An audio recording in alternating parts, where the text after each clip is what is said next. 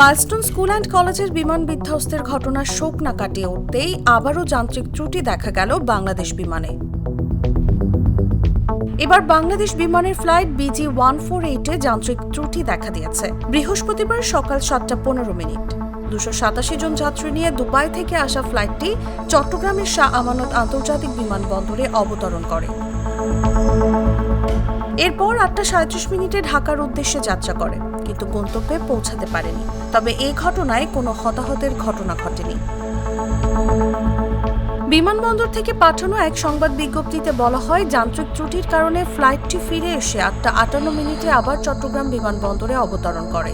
বিমানটি বর্তমানে বিমানবন্দরের বে নম্বর 8-এ অবস্থান করছে। চট্টগ্রাম শাহ আমানত আন্তর্জাতিক বিমানবন্দরের জনসংযোগ কর্মকর্তা প্রকৌশলী মোহাম্মদ ইব্রাহিম খলিল এ তথ্য নিশ্চিত করেছেন। তিনি বলেন, বিমানের ত্রুটি সারানোর কাজ চলছে, যাত্রীরা নিরাপদে রয়েছেন। তসলিমা তিথি, জাগো নিউজ।